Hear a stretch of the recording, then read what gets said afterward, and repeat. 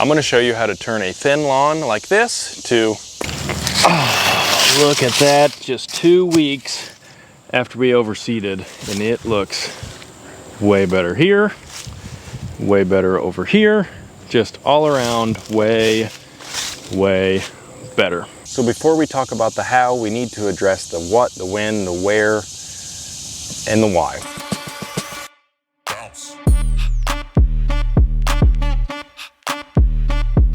So what overseeding is, you have an existing lawn that may be thin, like what we have here, and you want to thicken it up. And so you take a grass seed and you spread it over the top of your existing lawn. As for when you want to do this, the timing of this is probably the most important. I'm going to recommend fall and not spring, but sometimes you got to do what you got to do. If you're doing this in the spring, that is okay too. Follow these steps and you are going to be perfectly fine. The reason why I recommend fall, one, we have less weed pressure. I seeded this in the springtime, and as you see, there are a lot of weeds in here that I need to take care of. Two is going to be the fact that the roots are going to have time to develop in the fall going into winter. It's not going to be as damaging to them, whereas if you're doing it in the spring, the roots really might struggle. They might not be developed or strong enough to withstand the heat of the summer.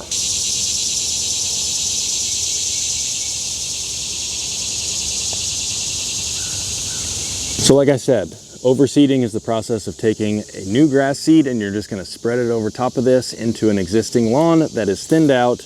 However, if you just spread it across this, you're not going to have the world's best results. We need a way to really rough up the soil so you can get good seed to soil contact and your grass seed can actually root down into this stuff. Now that we've got that out of the way, we need to talk about the how.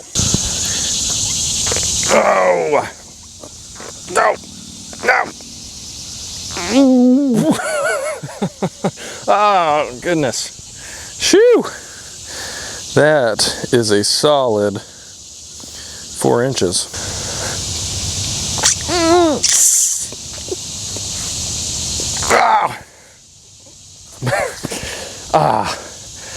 Man, that is tough. So obviously this area of my lawn is super compacted. Actually, the entire lawn is like this, and I'm working to fix it.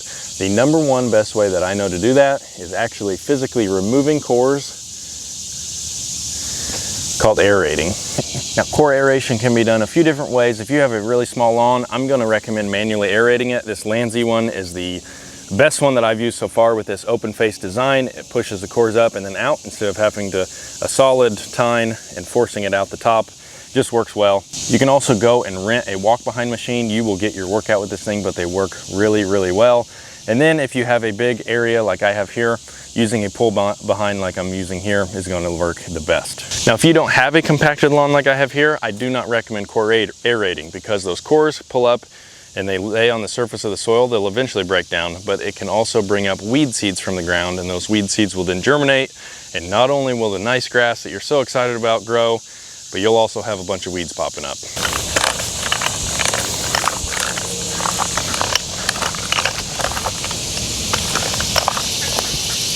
Now this is a cultivator, garden weasel. I love getting out here and just playing around with my weasel, even if my neighbors see me. And so if you have bare spots, small bare spots, this thing does a fantastic job. This is what I recommend. However, if you're doing an entire area like this, get something like the Sunjoe. Sunjoe does a fantastic job. It has the tines. It essentially does the same thing as this, but it is a self-propelled unit. It does a larger area much quicker than you can do with this, and it's not going to kill your back. Well worth the investment. And all these things do, they just take those tines, they just go over the top layer of the soil and just rough up the top layer of the soil. Doesn't really hurt your grass, and also it will help pull out thatch if you have thatch.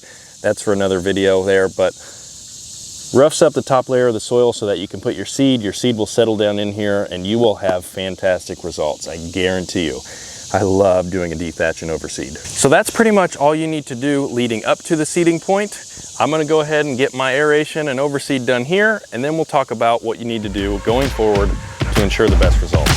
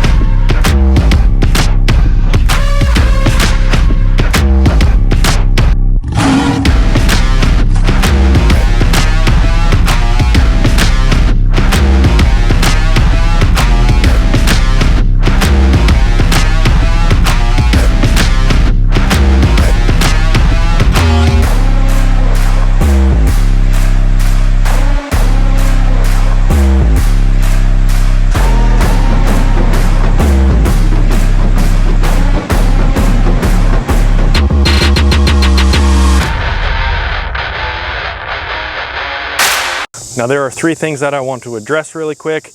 The first one being weeds. So if you have weeds in your yard that you want to get rid of, before you do all these steps here is the perfect time to take care of those. Before you do this, plan to take care of the weeds. Find an herbicide to spray that will control the weeds that you're trying to get rid of, or if you don't have very many, pull them by hand.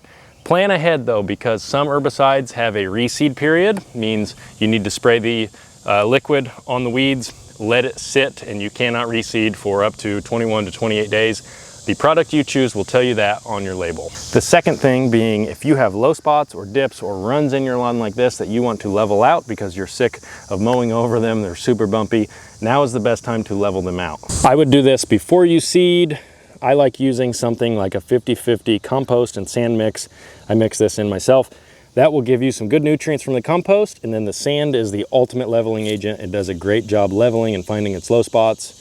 That will help you fix your bumpy lawn. Then the last thing is top dressing. I always get questions on this. When I am overseeding into an existing lawn like this, I don't ever top dress. It won't hurt. If you want to take the extra step, use something like peat moss or compost just to go over top of it, get some nutrients in the soil, but also hold some moisture. As for me, I do not top dress because I mainly would use it in order to keep the seed in place. And whenever you have an existing lawn, even when it's thin, just like this right here, this is still going to help hold the seed in place. However, a much more bare area like this, I will probably put some peat moss on this right here. And that is going to, again, like I said, help hold the seed in place, but it's also the much added benefit of helping keep the seed moist, which is going to increase germination rates, and it's going to make your seed turn out a lot better. Oh, this is going to be thick. The best results are going to come whenever you keep the seed moist, and I mean moist like non-stop. If it is moist at all times, it is going to sprout and you're going to have the best results. I'm going to water here twice a day. Ultimate would be 3 times a day. I don't have time to do that. Some of you only have time to water once a day. That is perfectly fine. Do the best you can and you're going to get the best results that you can. However, if you want the best results possible, you will probably have to water 3 times a day, 10 minutes or so, just enough to get the ground and the seed moist, but not enough to make it pool up or run away or anything like that. And that's it. You are looking at a freshly overseeded lawn. I've got more spots I need to level out. I'm probably not going to do that here. I'm just going to do this one so I could show you, but that's it. We are going to check back in probably about 3 weeks from now, and I promise you this lawn right here is going to look incredibly different. I'm pumped.